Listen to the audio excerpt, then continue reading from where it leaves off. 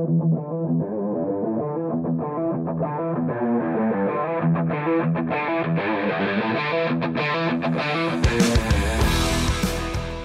to the Automotive Diagnostic Podcast. We're going to explore ways to sharpen our diagnostic skills, find learning resources, and hear from experts in the automotive field. Hello and welcome to the Automotive Diagnostic Podcast. My name is Sean Tipping. I'm going to be your host today. Today we are going to finish up part 2 to my case study on this 2014 Infiniti Q70. This was a no crank, no start vehicle that had been purchased from an auction and found out that it was in a flood at some point. It's a 2014, only has 23,000 miles on it. And in the last episode, and I'll put a link to it in the show notes if you haven't checked it out, listen to that one first and this will make a little bit more sense where we're at. But to recap, where we were at was, again, this thing was a no crank. There was absolutely no operation of the starter motor when you go to hit the start button. This is a push button start vehicle. So you have the remote that's in your pocket or in your hand or in the cup holder, and then you just put your foot on the brake and you press the ignition button, if you want to call it that, or the start button, and the ignition should turn on and the engine should crank over and start. Well, the ignition actually does turn on in this case, which we discovered in the first episode means that the immobilizer system appears to be working correctly, that the vehicle recognizes the key that is present, that it's in the vehicle, and that it belongs to that vehicle, and so it's powering up the ignition. But when we hit the start button, nothing happens. And through a lot of messing around and digging and researching, I ended up finding out that the IPDM, Intelligent Power Distribution Module, which is under the hood and next to the battery, was replaced at some point. Again, flood car, auction, who knows who's been messing around with this thing. It wasn't the shop that it was at, but some shop, someone had replaced this component. Maybe it got wet. Maybe they were trying to fix another problem. I don't know at this point, but it was replaced. And even though it plugged in, even though it had all the right fuses, this was not the correct IPDM for this vehicle. This was actually for a vehicle. What it Googles as far as the part number, lists under a 2013 Infiniti M37. So same engine, different vehicle, but the code that we found in the control modules indicating that it was seeing a fault for the steering column lock position. And that code was a hard fault. It would reset every time. And because of that, at least I'm expecting that it's not going to operate the starter because this vehicle actually doesn't have a steering column lock. There's just not an option for a 2014 Infiniti Q70 to have a steering column lock. Now, this is an electric lock that would lock the steering column unless you have the proper key and all the immobilizer system is satisfied. It will unlock the steering wheel. Well, this system does not have that. This vehicle doesn't have that as an option. So the IPDM is looking for something that doesn't exist, and so it's going to set that code and it's not going to operate the starter. So I told the shop, let's get the proper IPDM for this vehicle, install it, and we'll see what happens. So after they install this, I leave and I tell them, get this part, put it in. After they install it, it is a crank, start, and stall, which means the starter actually does activate. Good, we've made progress. The engine starts for a brief period of time, another good sign, but it seems to immediately stall. And it doesn't matter what they do with the throttle, this happens every single time. So we've made progress, but it's obviously not running just yet, so we need to dig into it. And today is going to be the conclusion of what I go back to find. Is this still an immobilizer issue? What else is going on with this vehicle? So before we get into that, I did just want to share a quick story. When we were talking about push button starts last week and how those operate, I was just sort of reminded of a story of a funny event that happened while I was working at Firestone. So this was a number of years ago when push button starts were just getting popular, at least in the aftermarket. Push button starts have been around for quite a while. Obviously this is a 2014, but we were really starting to see them a lot. This is probably about 5-6 years ago. And what would happen, and this happened more than once, heck, I think I even did this at one time or another. So at Firestone, you have a ticket bag. It's a plastic bag that you have the ticket in it. And what you're supposed to do is put the keys in the ticket bag, hang it up on the hook, and then the service writer takes care of it from there. That's the general procedure. Okay, and usually on a blade style key, you're actually rotating the ignition to turn it on and off. And so when you turn off the vehicle, you rotate the lock cylinder back, take the key out, put it in the bag, hang it up, you're good to go. Well, in a push button start, you're not putting the key into the ignition like we always have been for decades. And so where are you putting this key? Well, you should be leaving it in the ticket bag. That's what our procedure ended up being, was make sure you leave these remotes. This is really all they are. It's a key, but it's a remote in the ticket bag. Don't take it out of there. The vehicle will start, and that way it doesn't end up happening like this story, this vehicle. So what would happen is we'd take the keys out of the bag just because that's our habit. That's what we're used to. And we'd realize, oh, we don't actually put this into the lock cylinder because there is none. We press the start button on the dash, and then we set those keys somewhere in the vehicle, maybe in the cup holder, maybe on the seat. Okay, great. Then you go to pull the vehicle out, and you grab the ticket bag, you hang it up, but you never grab the keys out of the vehicle. Now, most vehicles with a push button start will have some sort of indicator. If you've shut the ignition off, keys are still in the vehicle, the antennas detect this, the doors open, there's some sort of alarm or buzzer to indicate that, hey, dummy, you left the keys in the car. But even with that, mistakes happen. And so this happened a couple times when we were first getting used to push button starts. I even did it myself once. I left the keys in the cup holder of the vehicle, hung the ticket bag up. Service writers, where's the keys? Oh shoot, I left them in the car. So there's the mistake that happens. Now, where this happened, it was one of our lube techs was doing an oil change on a Toyota with a push button start. And so he does exactly what I just described. He does the service, does the oil change, pulls the vehicle out, and he leaves the keys in the cup holder for this Toyota. And he hangs up the ticket, and the service writer grabs the ticket bag. Now, here's where there's some more breakdown. And communication is key in a shop. You got to communicate, otherwise things really go south.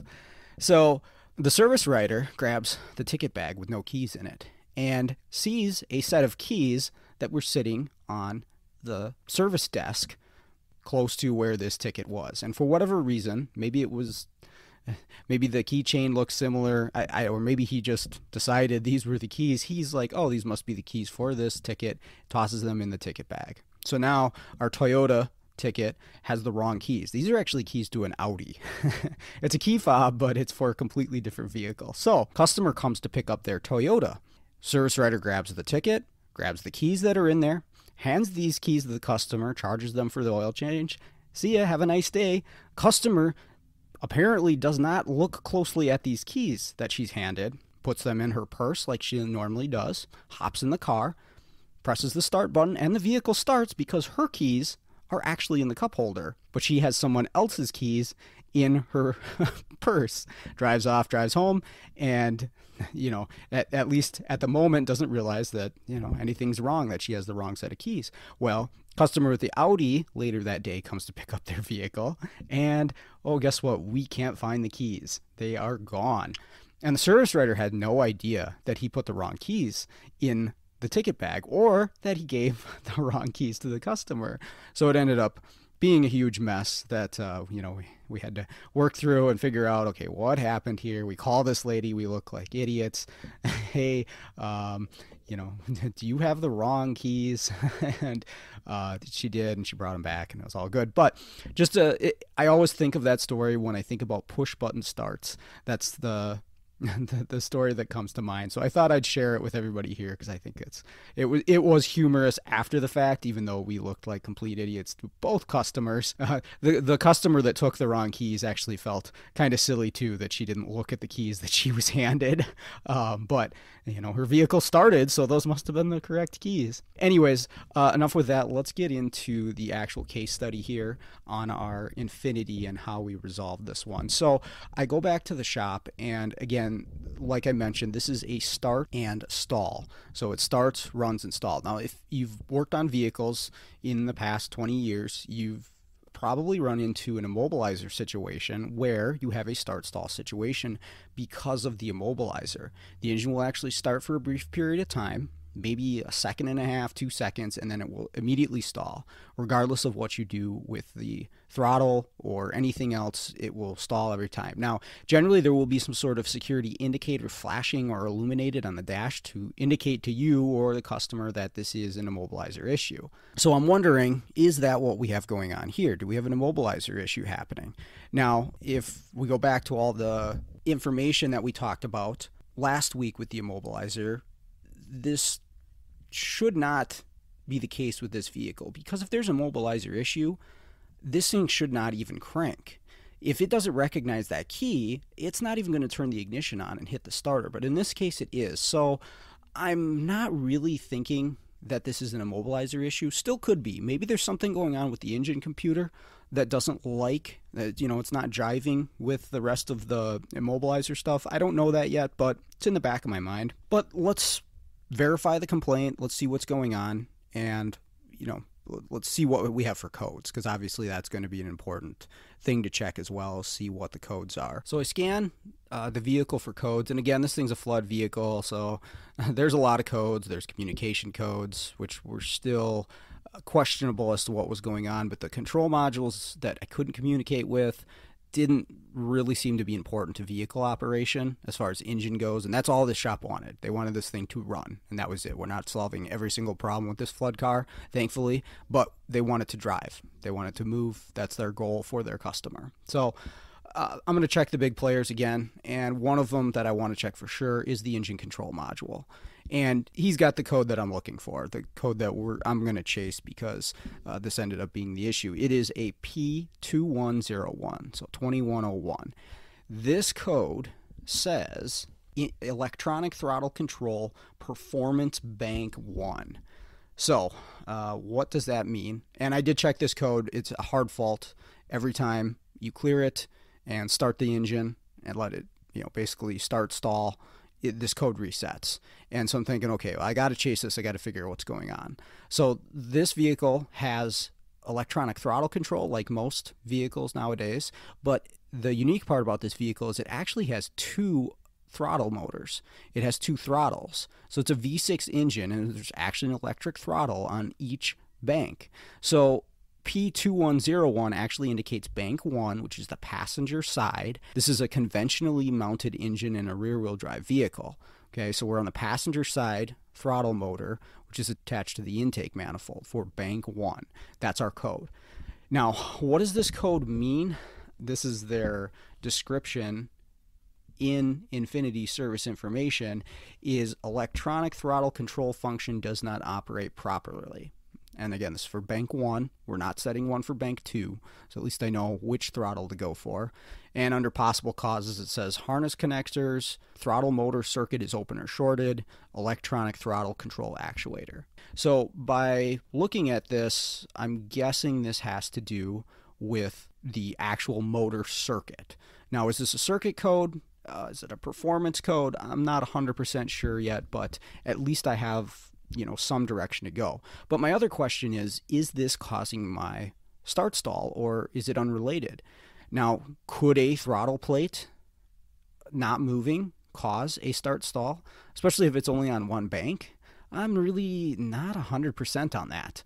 I mean, it could if the throttles were jammed closed, and remember, this thing hasn't run in a year. There'd be enough air in the intake to let it run for a short period of time, and then it would stall out once it basically suffocated. There's no more air if the throttles weren't moving. But there's a passenger side bank, and you imagine just even one being open would enough to let this thing idle.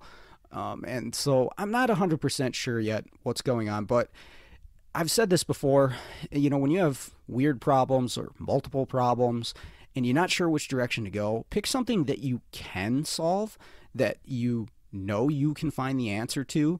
Even maybe sometimes if it doesn't seem like it's for sure related.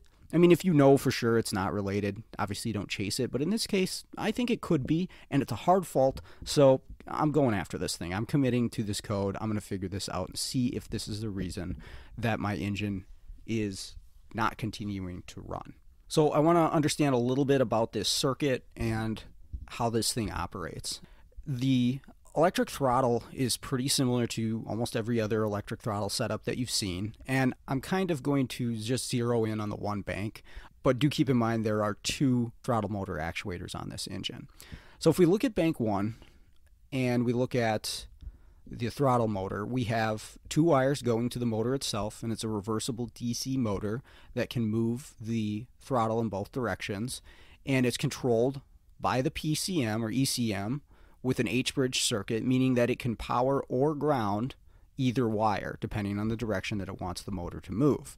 So if we want to open the throttle, one wire is B plus and the other one's ground. If we want to move the throttle motor in the other direction, the wire that was B plus becomes a ground and the wire that was a ground becomes B plus, and that's how we operate that. So we can apply either positive or negative to either circuit, but there's only two wires going to the motor. In addition to that, we have two potentiometers that measure the position of the throttle blade itself. So we have basically dual sensors. The signal wires are going to start, one's going to start low, one's going to start high, and as the throttle moves, they'll move closer to each other and then in the opposite direction.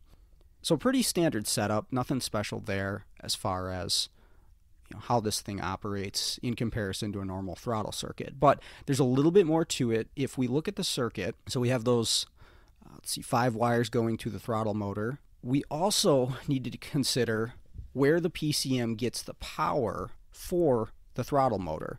Now, what I mean by this is that the PCM sends power and ground directly to the throttle motor, but the PCM needs to get this power from somewhere else. It doesn't just create it out of nowhere. And a lot of vehicles, at least this one does, has a dedicated circuit to feed power into the control module in order to operate this throttle motor. Because it takes some decent amperage to move this throttle motor, it actually has a dedicated circuit, a power feed in, to provide power to the PCM to use for this throttle motor operation.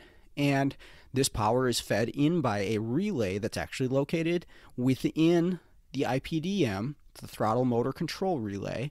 So this relay, which actually is activated by the ECM, so the ECM turns on a relay and sends power into itself in order to operate the throttle motors. Okay, so if there's no power on this wire, the PCM could try to control the throttles all it wants, but they'll never move. So looking at this circuit, I know that I need to check power in on this wire and check power out and seeing if it's going to the motor. Maybe I'll check that first, but I want to understand the whole circuit. So looking at the diagram is important to understand this. And if you go through the code flowchart, which I'm not a big fan of code flowcharts, but for this P2101, it does indicate to you to check this relay circuit as well. The code information doesn't really lay out exactly what this code's for, again, if it's a circuit or performance code, but it is indicating something's going on with this motor. Something's not happening that should be happening here. So I'm going to dig in and see what's going on. So there's a green wire and a brown wire that go from the ECM. I guess I'm bouncing back between ECM and PCM, so I apologize for that. I mean the same thing, the engine computer.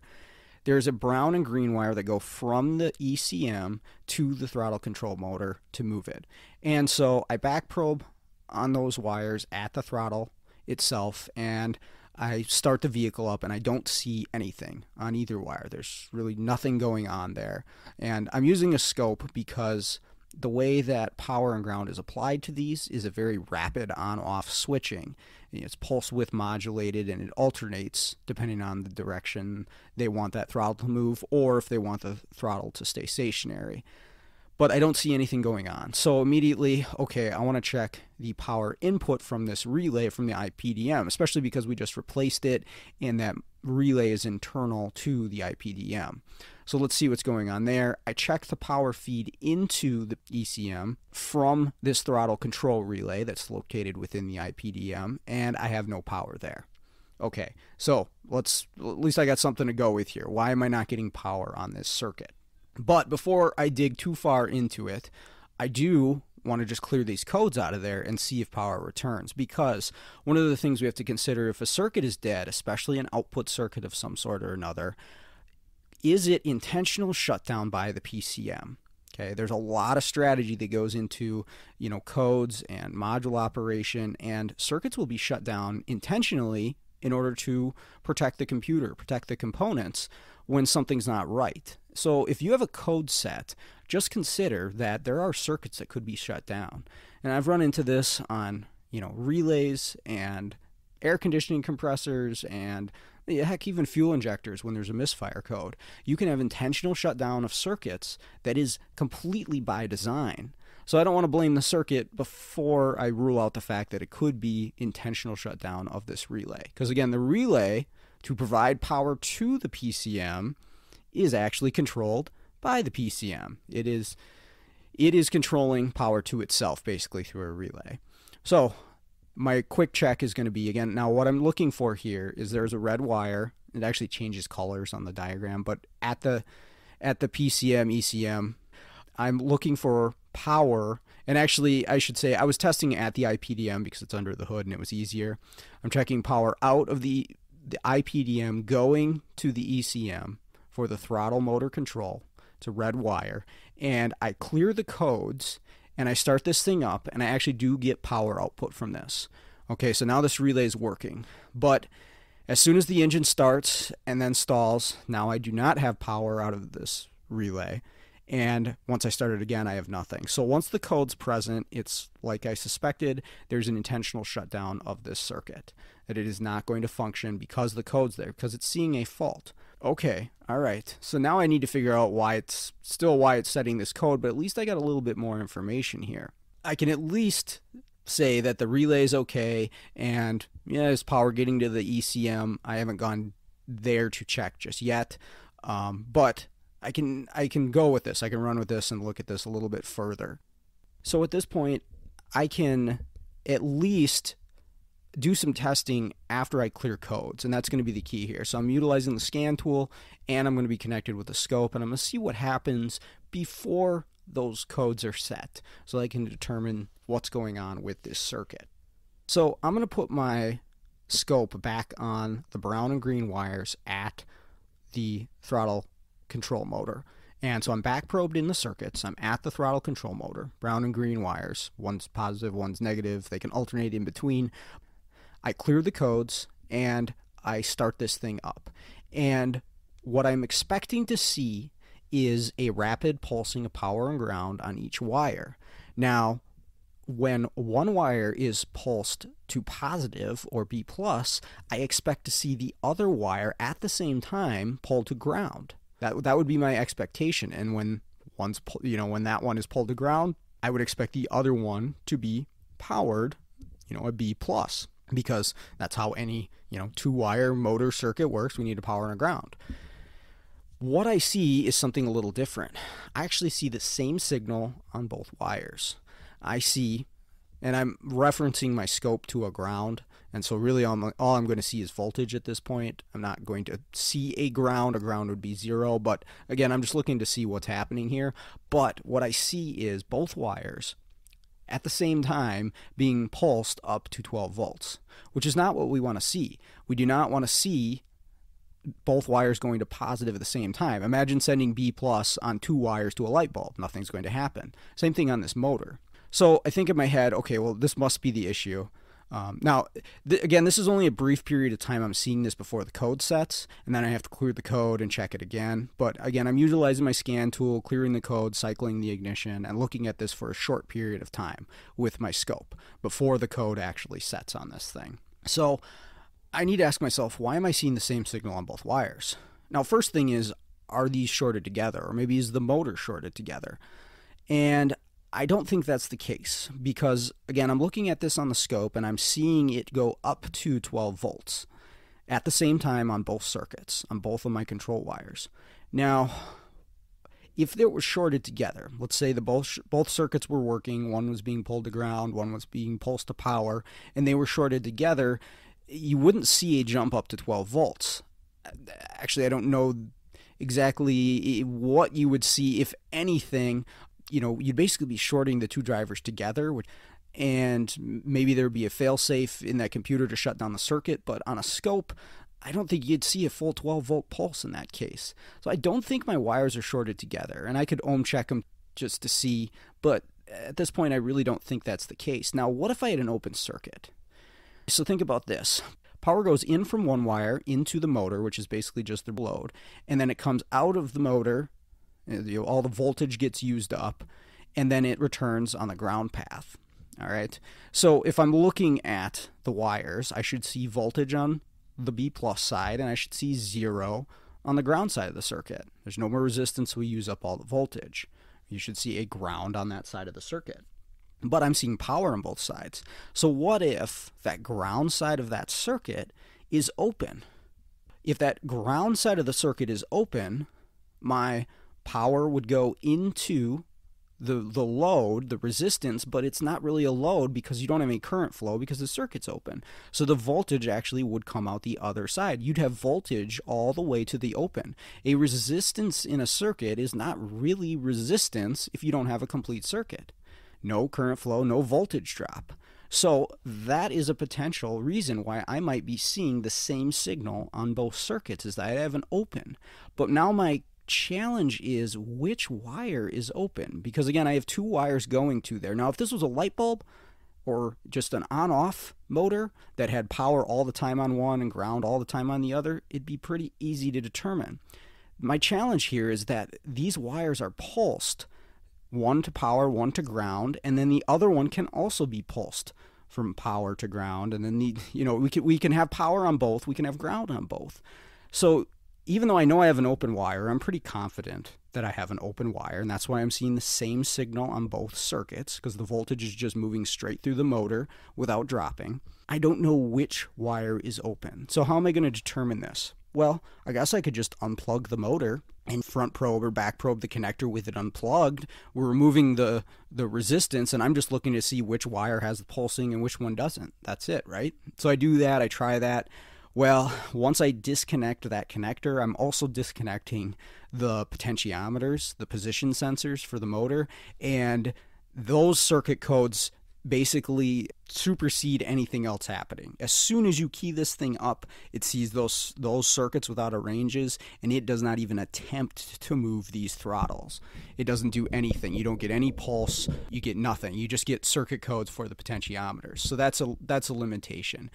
And I could ohm check between the computer and these wires to try to figure out which one's open. But what I decided to do was I jumped the 3 circuits.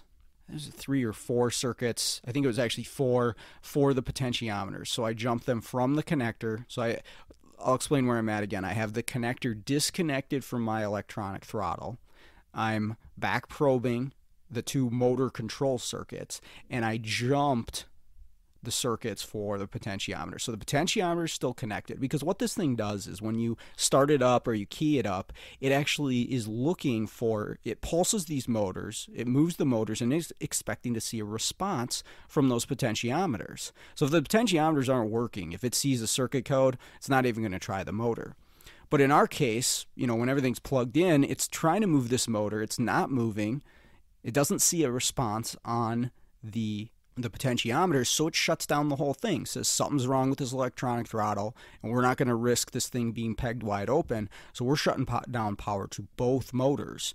Even though there's an issue just on one, that throttle control relay feeds power into the ECM for both. Anyways, back to what I'm trying to do here. I'm jumping those potentiometers to the circuit, so those are connected, but my motor is disconnected, and now I'm using 2 channels on my scope. I am looking at the green wire and the power wire that go to the motor. Again, they're disconnected from the motor, and I do my cycling of the key. Well, I find out I have my pulsing to power on my green wire, but I do not have anything going on the brown wire. Okay, so at least now I know my circuit that I need to look at. And where am I going to go with this? And there's a big harness, and I kind of give it a visual. It goes into the firewall. I don't see anything disrupted, but I'm aware that this is a flood vehicle. So I'm going to go right to the ECM, which is actually under the dash behind the glove box. Okay, so this is in the vehicle. Definitely possible it could have been exposed to a flood or something like that. So pull the panel down, pull the ECM down, and this is when I find the ECM had actually been replaced. Now this must have been programmed to the vehicle, or at least so I thought, because I didn't have any programming issues or anything like that. Who knows if this was the correct one for the vehicle? That's another question I immediately have as soon as I see that. But Again, I'm still thinking flood vehicle, so I disconnect the connector that has the brown and the green wire on it. And I want to give this thing a visual, and this is where I find what's going on. This connector had definitely been exposed to some water. Where this connector is, it's plugged into the PCM behind the glove box, but it's towards the bottom of the vehicle, and there was definitely some water intrusion in this, and it had actually caused some corrosion to the pin on the brown wire, which is one of the control wires for this throttle motor. So what I quick did was I depinned it. I actually had another pin that was very similar at the shop did. So I connected a pin to it that would fit. I put this back together. I connected it, started it up, and the thing actually started and ran and had throttle control with no codes. Now I showed the shop the connector. I said, hey, this is not a permanent fix. I'm just getting this together to make sure that it's actually going to start. You need to fix this connector. There's going to be more connectors. The other two PCM connectors looked okay, but basically I told him you're going to have a lot of issues with this vehicle because it's a flood vehicle, and there was very obviously water intrusion inside of this thing. But they were happy that it started and ran, and that was their goal. They just wanted this thing to start and run, and what I was suspecting was true, that those throttle plates must have been so far closed, from not running for so long, and with no throttle control, they were never actually being activated to move those throttle blades open. And once they did, air was able to enter the engine, it was able to run. We didn't set that code anymore. I would not be surprised in any way, shape, or form if this thing had more codes once it goes down the road, but I didn't actually go out and drive it. But I was able to start it, was able to get it to run, and that's all they were looking for. So more to be done on this vehicle. I don't know if I'll be getting into it or if they're going to give it to the customer. Not my concern at the moment, but we did get the thing running. That was the main goal. So hopefully you learned something from this case study. I know I did. Definitely an interesting one for sure. And I like kind of working my way through challenges like that. So first thing, IPDM was incorrect for the vehicle. Looking for a steering column lock that didn't exist, so it was not operating the starter. Second thing, an open circuit on one of the motor control wires. Was not sending a pulsed power or ground to one side of the motors, shutting down the throttle motor control completely.